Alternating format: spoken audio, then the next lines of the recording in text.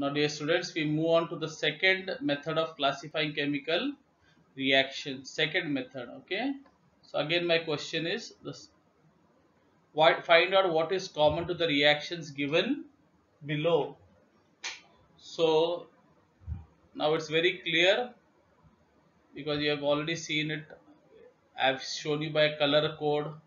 In the first reaction, if you see, oxygen is getting added, and in the third and fourth reaction, what I've shown in green color, you can see hydrogen is getting released.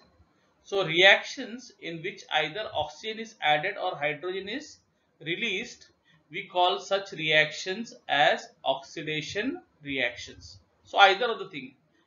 Okay. So let's see the definition. A chemical reaction in which a reactant combines with oxygen. Like in the first and the second reaction, you saw carbon combined with oxygen. Magnesium combined with oxygen to give magnesium oxide. Or loses hydrogen to form the product. Like in the third and fourth reaction, we saw hydrogen was released or given out to form the product. Is called a oxidation reaction.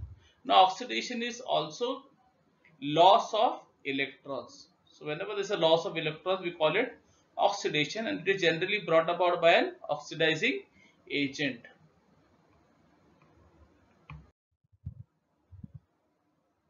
So now we go on to the second type. In the second method of classification, we go on to the second type of reaction.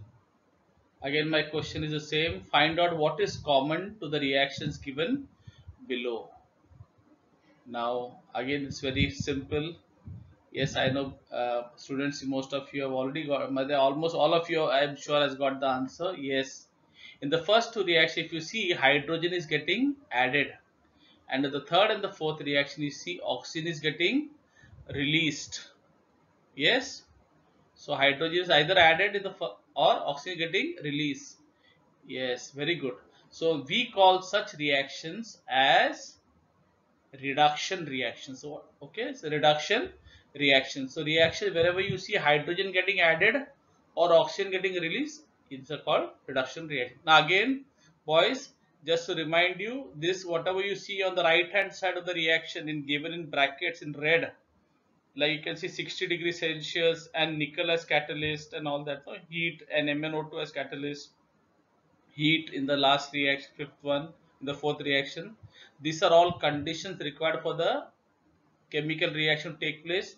Again, I am reminding you, this is supposed to be written on the arrow and not on the right hand side like I have shown. I have told you I have written it only because of space constraint, or because it will not fit, all the reaction will not fit, that is the reason. Okay. Okay, let's continue. Let's see the definition of reduction reaction.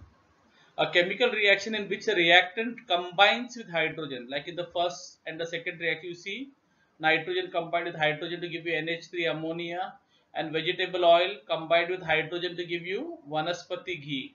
You all don't know how vanaspati ghee or dalda ghee is made. They mix hydrogen with what? They pass hydrogen gas through cooking oil. Now cooking oil, if you remember, is liquid state. So when I pass hydrogen gas through cooking oil, it becomes semi-solid. Dalda, you have all seen, no? Dalda ghee. So it is semi-solid. Okay, so it becomes semi-solid. Or what is the other?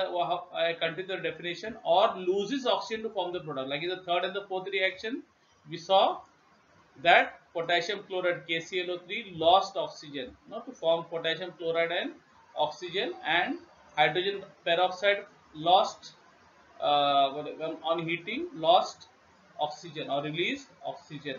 So a chemical reaction which a reactant either combines with hydrogen or loses oxygen to form the product is called a reduction reaction.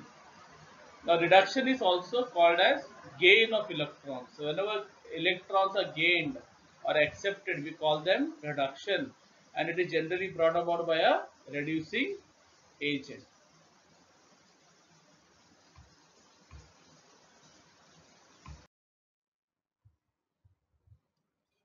So dear students, we move on to the third type of reaction in this second method of classification, the third and the last type.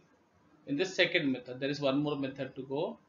So again, my same question: find out what is common to the reactions given below. Now it's very, I've shown in the same color.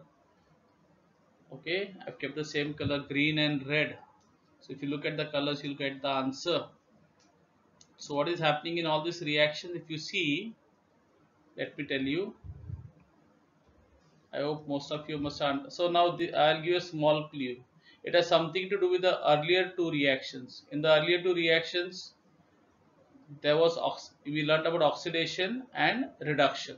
So something is happening here. So it's a clue to you. Something to do with the earlier two reactions. Yes, I think most of you have understood what is this. Yes, let me tell you. So what is it? Yes, in this reaction, if you see, we can see both the things are happening at the same time. There is reduction happening also and oxidation also happening at the same time. So let me show you. Like, see the first question in the first reaction, CuO. Okay, in copper oxide is becoming copper, is changing to copper. Can you see the right hand side, copper, CuO becoming Cu.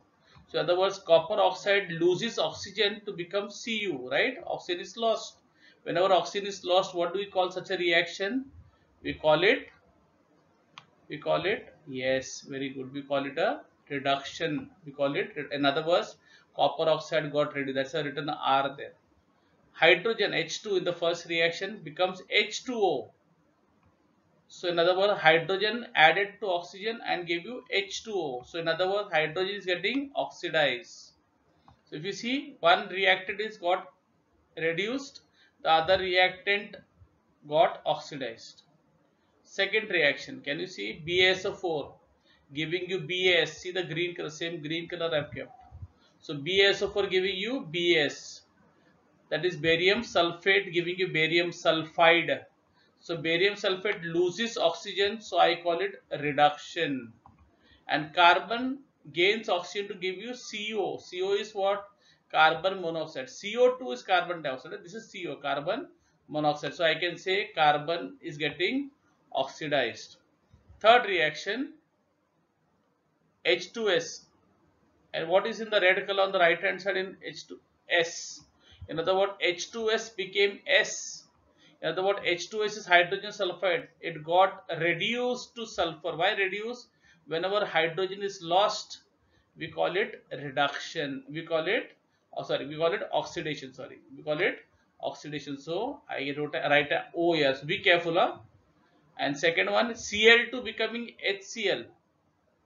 Green, I've shown in green color, right? So Cl2, that is chlorine becoming hydrogen chloride.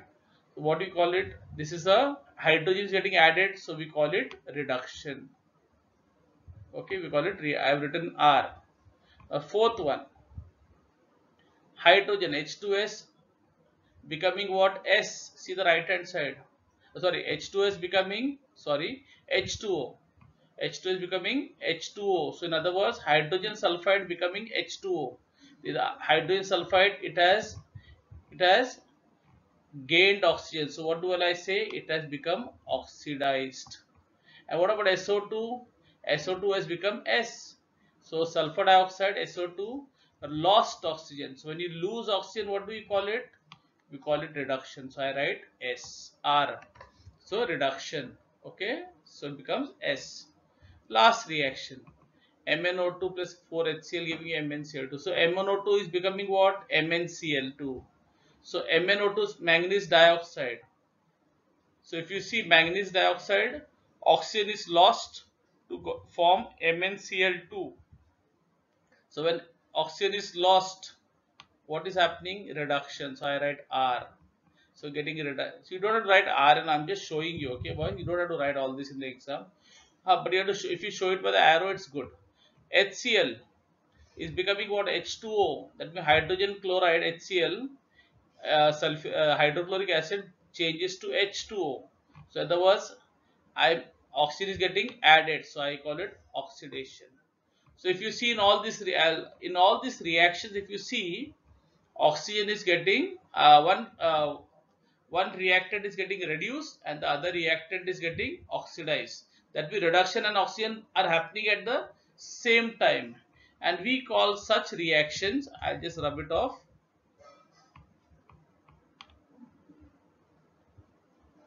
we call such reactions as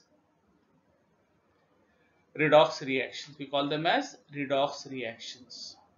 So how do you define a redox reaction? A chemical reaction in which oxidation and reduction occurs simultaneously. So both oxidation and reduction occur simultaneously means what? At the same time. Remember the is called a redox reactions. It's called a redox. Simultaneous means same time. Okay. So all these reactions. So this is the third type of reaction, the second method of classification. Okay. So we learned the first method. What do you learn in the first method? You had four types, no? You learned combination, decomposition, displacement, and double displacement. In the second method, what did you learn? You learned oxidation, reduction, and redox. Now we go on to the third type of what do you call classification, third method of classification. So again, my same question. Find out what is common to the reactions given below. I hope boys you are understanding, huh? Okay. So look at it. Look at the two reactions. I have not given you many now, just two reactions. Yes, you can see I have written red color heat. In both these reactions, heat is given out. Heat is produced because heat is written in the product side. So heat is produced. So whenever heat is produced in any reaction, heat is given out. We call such a reaction as, we call them at exothermic reaction. Exo means outs. Exo means given out, outside. Okay, exo means out. Like you heard about exoskeleton in classification animals. Exoskeleton means when the skeleton is on the outside, we call it an exoskeleton. When the skeleton is on the inside, we call it endo. Like in human beings, can you see my skeleton, your own skeleton? No, because it is inside, so it is endo. Okay, so exo. So what is exothermic reaction? We will define that. A chemical reaction during which heat is released or given out is called a exothermic reaction.